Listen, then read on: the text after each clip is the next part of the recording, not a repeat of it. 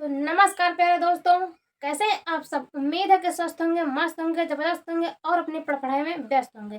तो दोस्तों, इस वीडियो के माध्यम से हम करने वाले हैं मोस्ट इम्पोर्टेंट चैप्टर विलियन का मोलरता सूत्र संबंधित न्यूमेरिकल, जो कि बहुत ही महत्वपूर्ण होता है। ऐसा कोई बोर्ड एग्जाम नहीं होता है जिसमें मोलरता अर्थात विलियन चैप्टर से न्यूमेरिकल ना पूछा जाए। तो दोस्तों, यह वीडियो बहुत ही महत्वपूर्ण है, इसलिए आप वीडियो को बिल्कुल भी स्किप मत कीजिए और वीडियो को अंत देखें। वीडियो कैसी लगी कमेंट बॉक्स में बताएं और जो भी साथी मेरे चैनल में नए हो चैनल को सब्सक्राइब करना ना भूलें और अपने दोस्तों तक जरूर शेयर करें।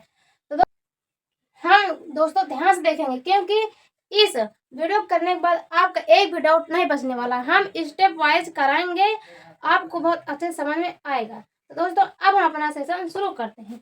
जैसा कि हमारा पहला क्वेश्चन है कि उस विलयन की मोलरता की गणना कीजिए जिसमें 5 ग्राम कास्टिक सोडा का सूत्र होता है NaOH 450 मिलीलीटर विलयन में घुला है। तो सबसे पहले हम क्वेश्चन पढ़ेंगे, उसके बाद हमारा स्टेप 1 होगा गिवन दैट लिखना। गिवन दैट लिखने से क्या हो, जो हमारे क्वेश्चन में दिया हुआ है, क्या क्या दिया हुआ, हमें क्या निकालना है, वो सब हमें पता हो जाता है। इसलिए हम पहले लिखेंगे गिवन दैट। तो अब हम लिखेंगे गिवन दैट।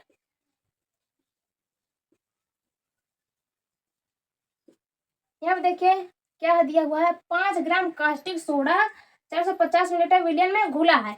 तो आप तो ये पहले जाने, जो चीज घुलती है वो विलेय होता है और जो घोलता है वो विलायक होता है। अब यहाँ पे देखिए ये 5 ग्राम कास्टिक सोडा घुल रहा है, तो ये हो जाएगा विलेय। तो यहाँ पे लिखेंगे विलेय का द्रव्यमान। विलेय हमारा क्या है, NaOH कास्टिक सोडा का द्रव्यमान स्मॉल W कितना दिया हुआ है, 5 ग्राम। अब इसके बाद देखेंगे हम इसका क्या दिया हुआ है, 450 मिलीलीटर विलयन में घुला है। मिलीलीटर मतलब ये दिया हुआ है आयतन। तो विलयन का आयतन कितना है,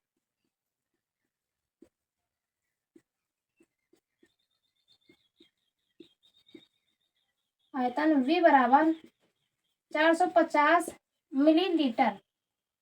अब निकालना क्या है, विलयन की मोलरता।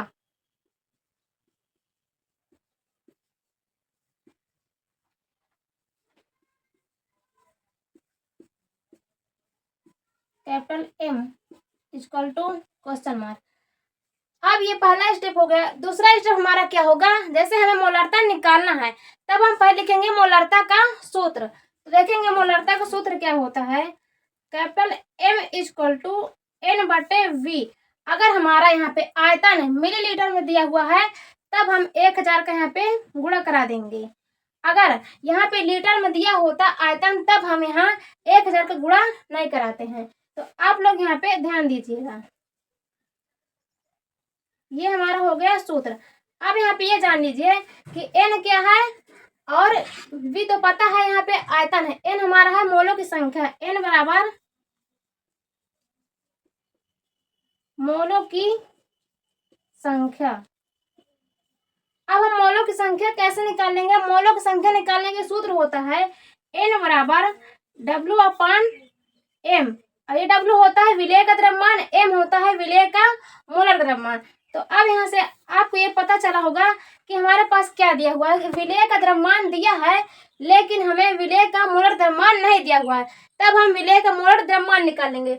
मोलर द्रव्यमान हम कैसे निकालेंगे, यहाँ पे देख लीजिए NaOH का मोलर द्रव्यमान।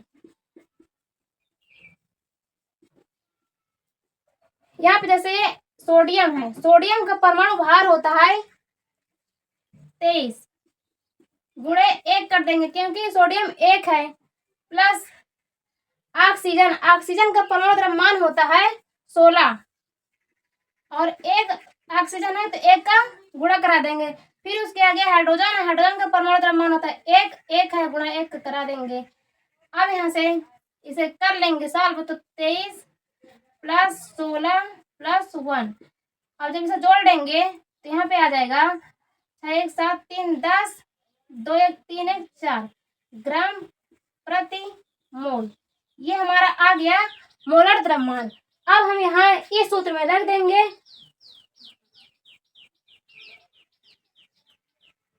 जब हम इस सूत्र में रख देंगे यहाँ पे द्रव्यमान और मोलर द्रव्यमान, तब हमारा निकल आएगा मोलों की संख्या। n बराबर हो जाएगा यहाँ पे कितना द्रव्यमान 5 ग्राम, तो 5 बटे मोलर द्रव्यमान हमारा है 40। ये हो गया। अब हम इसे जब सॉल्व कर लेंगे तब हमारा आएगा 1/8, फिर 1 में 8 का भाग करा देंगे तो देख सकते हैं 0.125 आएगा जब हम 8 का भाग 1 में करा देंगे। अब इतना आने के बाद हम इस सूत्र में रख देंगे तो m बराबर n/v गुणे 1000। अब हम इस सूत्र में रख देंगे, m बराबर हो जाएगा, हम यहाँ पे मोलक संख्या कितने निकले थे 0.125, 0.125 बटे हमारा आयतन कितना है 450 ml गुणे 1000। अब इसके आगे हम सॉल्व कर लेंगे तो आ जाएगा 125 बटे 450। अब जब यहाँ भाग करा देंगे तो आ जाएगा 5 दून 10, 5 25 और 5 9 45। अब इसके आगे फिर भाग करा देंगे तो आ जाएगा यहाँ पे 5/18। अब हम 18 से 5 में भाग करा देंगे, जब हम 18 से 5 में भाग कराएंगे तो आ जाएगा हमारा 0.27। इसका मात्रक होता है मोलारता, कैपिटल M, या तो हम लिख सकते हैं इसे मोल प्रति लीटर। तो अब दोस्तों उम्मीद है कि आप लोगों को ये क्वेश्चन अच्छे से समझ में आ गया होगा।